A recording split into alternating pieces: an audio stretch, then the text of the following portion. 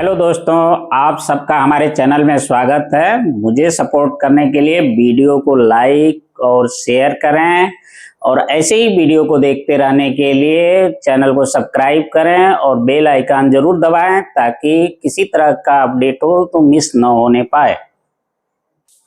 समाज शास्त्र का परिचय आज हम लोग देखेंगे। समाज शास्त्र विषय एक जो है बहुत ही महत्वपूर्ण विषय है जो समाज का अध्ययन में और समाज के बारे में जानकारी हमें मिलती है, जिसके तहत हम समाज के अच्छी तरह से समाज को हम समझ पाते हैं।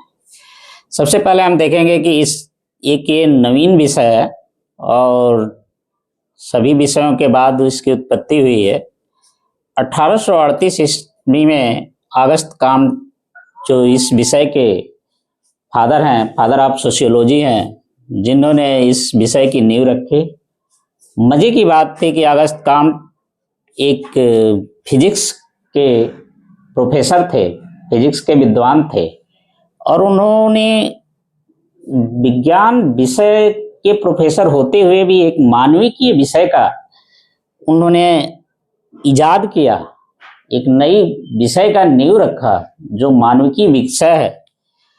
इसका सर्वप्रथम उदय जो हुआ सर्वप्रथम फ्रांस में हुआ, क्योंकि वो भी फ्रांस के रहने वाले थे, तो इस विषय की उत्पत्ति जो मानी जाएगी वो फ्रांस ही मानी जाएगी। ये एक ऐसा विषय उन्हें लगा कि फिजिक्स के साथ साथ जगत को अध्ययन करते करते, जगत के बारे में समझते समझते उन्हें लगा कि मानव के बीच जो संबंध है उस संबंध का भी अध्ययन बहुत अच्छे तरीके से किया जा सकता है, उन संबंधों को जाना जा सकता है और उन संबंधों के माध्यम से जो समाज की कुछ चीज़ें हैं, समाज को समझ को बढ़ाया जा सकता है।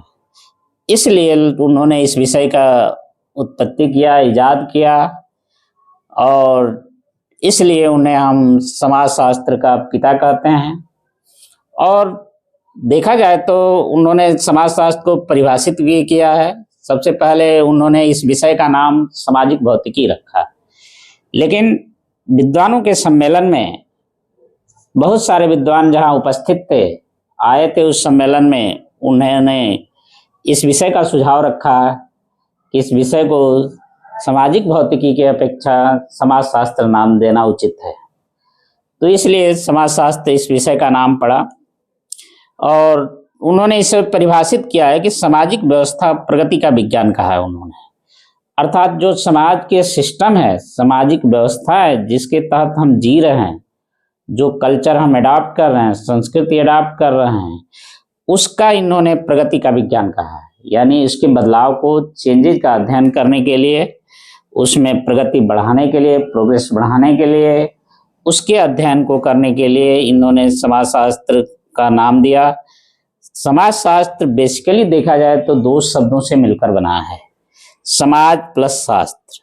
यहाँ पे समझना उचित होगा कि समाज और शास्त्र दोनों क्या है। जैसा कि आप सब जानते हैं, समाज दो या दो से अधिक व्यक्ति एक साथ रहते हों और आपस में उनमें संबंध पाया जाता है, उसे समाज कहते हैं।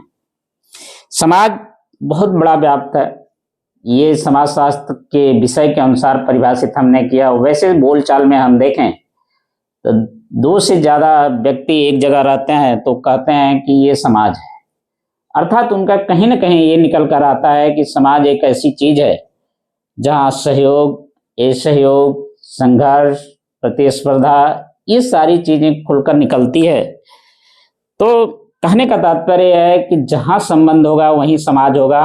अर्थात इस विषय पर हम थोड़ा सा उदाहरण स्वरूप जाएं तो जैसे परिवार ही है। परिवार जब विवाह संबंधों से दो परिवार आपस में जुड़ते हैं तो बहुत सारी रिश्ते एक दूसरे के कनेक्ट हो जाते हैं। कोई बुआ बनता है, कोई बनती है, कोई चाचा बनता है, कोई चाची बनती है, कोई मामा बनते हैं। तमाम तरह के रिश्ते का बड़ा नेटवर्क तैयार हो जाता है, जिसे हम आज की भाषा में समझें तो कंप्यूटर नेटवर्क, जिसे इंटरनेट बोलना है, जो व्याप्त है। इसी तरह से संबंधों का ये इंटरनेट है। संबंधों का जाल है, नेटवर्क है, उस जाल को बड़ा अप्रत्यक्ष रूप से उस जाल को देखा नहीं जाता है, लेकिन महसूस किया जाता है, शब्दों के माध्यम से महसूस किया जाता है। तो जितना ही संबंध व्याप्त होगा उतना ही समाज का विस्तार होगा। अर्थात मैकाइवर एवं पेज एक समाजशास्त्री रहे हैं, बहुत अच्छे विद्वान रहे हैं इस विषय के। उन्होंने कहा है कि समाजशास्त्र सामाजिक संबंधों का जाल है। अब समाज अर्थात कहने का मतलब समाजशास्त्र पूरे समाज का अध्ययन करता है, और समाज किस पर निर्भर करता है? संबंधों पर निर्भर करता है। तो संबंध से ही समाज का निर्माण होता है। शास्त्र का अर्थ होता है विज्ञान, अर्थात विज्ञान यहाँ कहने से सेंस ये है कि जो विषय है वो समाज का अध्ययन बड़े सार्वगर्भित ढंग से करता है, व्यवस्थित ढंग से करता है। विज्ञान हम उसे ही कहते हैं जहाँ सुव्यवस्थित ज्ञान होता है, उसे विज्ञान कहा जाता है। तो शास्त्र का तात्पर्य यहाँ विज्ञान और विषय से हम लेंगे, अर्थात वह विषय जो समाज का अध्ययन बहुत ही सार्वगर्भित ढंग से करता हो उसे हम समाजशास्त्र कहेंगे। समाजशास्त्र जीवन के सभी पहलुओं को छूता है, समाज के विभिन्न अंगों को छूता है। यदि उसके विषय वस्तु पे थोड़ा सा हम बात और करें, विषय वस्तु को देखते ही क्लियर हो जाता है कि समाजशास्त्र विषय है क्या, उसके बारे में हम क्या क्या जानना चाहते हैं। तो जैसे समाजशास्त्र की विषय वस्तु में हम आए तो विभिन्न सामाजिक समूह हैं, संघ है, संस्था है, संस्कृति है, सामाजिक प्रक्रियाएं हैं, सामाजिक नियंत्रण है और सामाजिक परिवर्तन है। ये 5 टॉपिक बहुत चीजें कवर नहीं करती है, लेकिन यह है कि समाजशास्त्र की विषय वस्तु को निर्धारित अवश्य कर देती है। अर्थात कहने का तात्पर्य है कि हम समाजशास्त्र के विषय में जानकारी हमें इतनी मालूम हो जाता है कि हम जिस विषय का अध्ययन कर रहे हैं वो इस विषय के अंदर है क्या चीज। जैसे इतिहास का अध्ययन हम करते हैं, इतिहास में हम देखते हैं कि घटनाओं का अध्ययन किया जाता है, घटनाओं से होने वाले आगामी हम अनुमान लगा लेते हैं कि इस तरह की परिस्थितियां उत्पन्न हो रही है तो कल को कैसा परिस्थितियां उत्पन्न होगी। इसी तरह से मनोविज्ञान का देखें, इसी तरह से हम अर्थशास्त्र देखें कि धन का विज्ञान बोलते हैं, उसी तरह से इसकी क्लियर हो जाता है कि समाजशास्त्र विषय के अंतर्गत हमें आगे करने क्या जा रहे हैं। तो विभिन्न सामाजिक समूह हैं, समूह व्यक्तियों से ही मिलकर बनता है, आवश्यकताओं की लोगों की पूर्ति होती है जिससे समूह का निर्माण किया जाता है। संघ है, आपस में मिलकर बनाया जाता है। संस्था जो होती है हमारी बहुत कुछ संस्कृतियों का आदान प्रदान करने का एक माध्यम है। यह एक पीढ़ी से दूसरी पीढ़ी को हम अपने व्यवहारों को संचालित करते हैं, संस्था के द्वारा संचालित करते हैं। संस्था एक अस्थायी चीज है, उसमें परिवर्तन नहीं होता है, बल्कि समूह, समिति और इसमें परिवर्तन हो सकता है। समिति इन दोनों चीजों से बहुत ज्यादा अस्थायी है, जो समय के साथ काम पूरा होने के बाद ही समाप्त हो जाती है। संस्कृति जो अभी हम बता रहे थे, आचार व्यवहार और पीढ़ियों का आदान प्रदान, व्यवहारों का आदान प्रदान, ये हमारे संस्कृत के माध्यम से होता है। सामाजिक प्रक्रियाएं हैं जो हमेशा समाज में चलती रहती है, कुछ सीमित समय के लिए होती है, कुछ असीमित समय के लिए होती है, हम इसका अध्ययन करते हैं। समाज नियंत्रण होता है, सामाजिक सोशल कंट्रोल जिसे बोलते हैं, नियंत्रण करने के लिए तमाम तरह के हमारे कुछ संस्थाएं भी हैं, कुछ परिवार की प्राथमिक नियंत्रण है, जैसे परिवार को हम प्राथमिक नियंत्रण बोलते हैं।